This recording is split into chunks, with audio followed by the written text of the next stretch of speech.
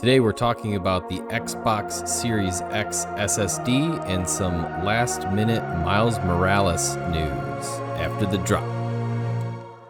You're watching Game Club News.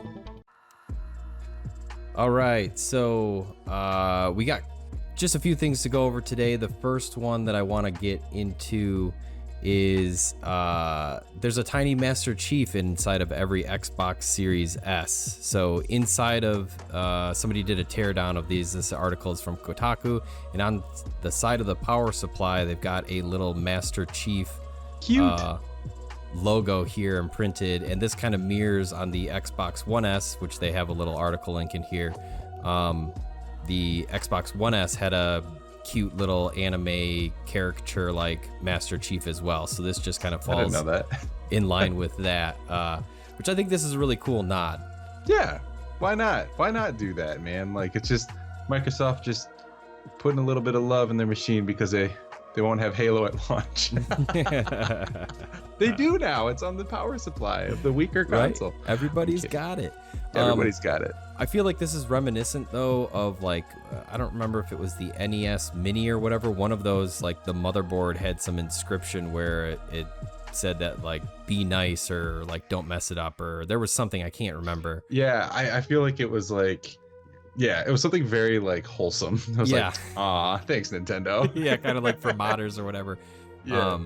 But that was a nice little nod. But I think this is a really neat thing, and more systems should do this. I mean, this is almost similar to the way PlayStation has integrated the logos into everything on the grips and the console and everything else. Yeah, it's just a nice little nod, you know, just kind of homage to their series, man. Yeah, I like it. I like it. So jumping over to the Xbox Series X SSD information that recently came out, it turns out that it's an M.2 drive by Western Digital. There was I believe a YouTuber from different country, because it's all in a different language here, but they've got a zoomed up picture here, and it in fact says Western Digital SN530 NVMe SSD. Now what's that mean? Because I don't know. Right. I found this on our New Max Reddit site that this guy breaks down SSDs like with the different controllers and speeds and read writes, does lots of testing and stuff. And so an SN530 for him, he says this is essentially an OEM drive, you know, something that only HP, Dell, Xbox, obviously, OEM manufacturers are going to use in this 2230 size, which is the smallest M.2 pretty much that you can make. However, it's basically an SN550, which I brought up the guide here. I know it's kind of taken up a ton of the screen. However, the SN550 falls into what is in this middle here, the budget NVMe category. So this is PCIe Gen 3. This isn't Gen 4. We knew, I should have deduced this earlier when they were talking about the read-write speeds and everything else, but because it's about half the speed, which makes sense. However, it's interesting that this is their internal choice, which matches their externals. I know those are by SanDisk. Who knows what the actual drive manufacturer is, but we're not even talking about next gen of PCIe here, right? Like this is current. This is the same thing that most people put in their computers and have for years, and this is essentially a budget one. I know they said they designed it more around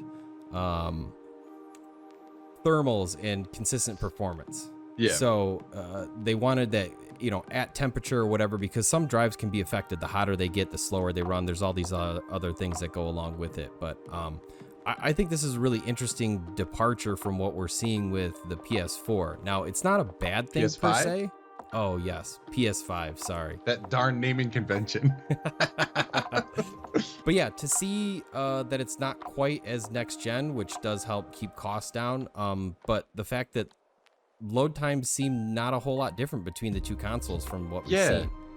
Yeah, especially with backwards compatibility.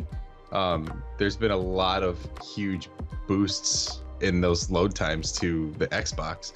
And now knowing that drive, it's kind of like, I don't even know if it's like a bad thing. I think it's just an interesting thing, because they're charging what Gen 4 prices on that external. Yeah, so because that's interesting. That's $230 for 1 terabyte. Like if you were to go out on Amazon and get an SN550, which is they're saying is the equivalent of, it's about $95 to $105, and it goes on sale regularly. I think the stock normal price is about $130. So there is some odd discrepancy in price by about $100, and the fact that it's proprietary kind of sucks. But I also got to give it up to Xbox because they have done a great job with backwards compatibility and in general compatibility. Well, being able to put things other places and it being a usable slot at launch. Right. And also the way that this quick resume works, right? They didn't need PCIe Gen 4. They didn't need the newest, hottest thing to be able to do this, right? They just have to segment off a portion of the drive or however it is that they do it. But very impressive for what's a little bit older technology here. Yeah, I would have never known, honestly. Right. Right. Well, and I think this is also sort of a testament too to where we're at. Like PCIe Gen 4 drives just came out, I want to say roughly a year and a half ago.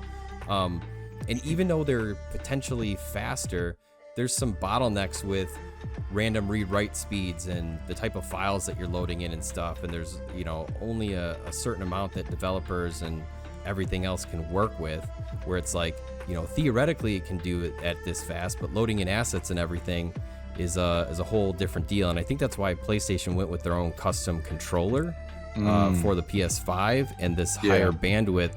And while it may not help on the PlayStation with initial load times, I think we're going to see more of it like when in Ratchet and Clank, where you're going to be going from world to world, instantaneously. Well, and it's the disparity between backwards compatibility on PS4 games versus native PS5 games. I remember making like the comment where they showed Spider-Man running a year ago or something on PS5, and they're like, "Look at these load times," and I was like, yeah, it's last gen. Who cares? Like, let's see what it takes to load a new game, right? And now they're doing it, and it's like, oh wow, it's really good. Yeah, it's written from the ground up for this new controller. So, it's going to be an interesting just going into this next generation this week, to see how this evolves. Yes. And so keeping in line with that for next generation, or should I say next gen November? We've got.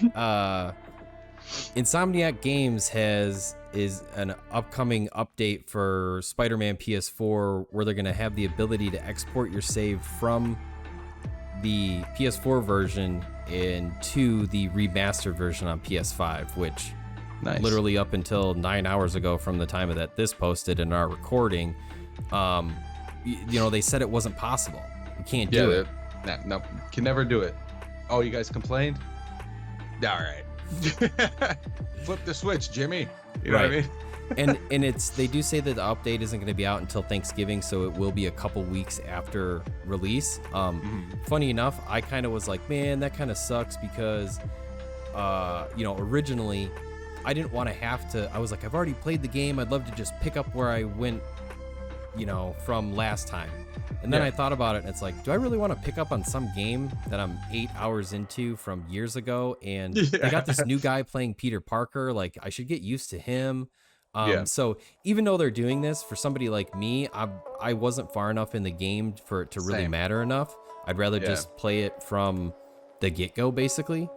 Yeah, just re-experience it from the ground up. Yeah. I think I always played it with Wolf. He just like watching Spider-Man swing around, and I got to a mission with Mary Jane where she's like looking around in a museum. Haven't touched it since, just because he's like, no, I can't even get through it, because he's just like, no, this is boring. Right. I'd rather watch Animal Crossing, and I'm like, right. Well, and I think this is one thing that's interesting too, is that there's always been this discrepancy between PS4 and PS5 save files transferring and stuff, where that's another thing that like Xbox is excelling at. I mean, when I loaded into they have one SKU. Quantum Break on PC, it was like, oh, hey, syncing with your Xbox profile. And there was my save file from Xbox One from like 4 years ago when I played the game. Yeah, that was crazy. The fact that there's all that, like, there's no question on Xbox whether save files transfer. So I think it was odd that there's already this stance that some did, some didn't, and that for Spider-Man to be such an acclaimed game, for them to not have that, and then now because of fan pushback that they did it. Like, why would you not just implement that from the get-go? Well, and it's kind of similar. Like, I think back to The Last of Us, and then The Last of Us Remastered, because The Last of Us was at the end of PS3, and then it went into the PS4. Right. No save transfer, no save transfer or whatever.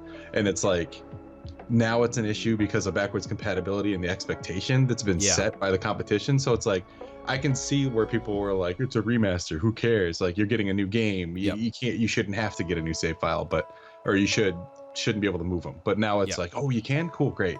So it's good. I'm gonna start fresh, but hey, glad it's there. Yeah, it's nice. And again, like, I really just wish they would have taken this stance earlier on. There was so much, it caused so much hullabaloo, man. Everybody was questioning what's possible now. Like, what are we gonna have to do with all of our PS4 backwards compatible? Oh, it's fine, okay. Whatever. And it, like I said, for such a a top tier game that was touted as their big exclusive, to not have that transfer there, I think for some people was kind of a big deal. But anyways, keeping in line with this, and right before we get out of here, tomorrow or today when you're watching this video, the soundtrack for Spider-Man Miles Morales is releasing, and it's featuring, I think it says that it's by John Paisano, but I believe that Jaden Smith and Lecrae is in here as well. I'm gonna leave a link down in the description, or the description. I was gonna say in the comments. Oh, I guess I could pin it in a comment. Maybe that's easier to see for some people. Let us know. Yeah, just for the Spotify link, I think this is probably going to be pretty dope, realistically, with everything that we've seen from trailers. I don't think any of the trailer music is in here, which is odd, but there's some good ones in there, some bangers in there, man. Yeah, I definitely have some high expectations for the PlayStation, so it'll be nice to like use this music to kind of, get hyped. Right? Yeah. Next gen November, man. This week. Next gen November, kicking off. Probably by the time this releases, Xbox is releasing on November 10th. Then on Thursday, we've got the PlayStation 5.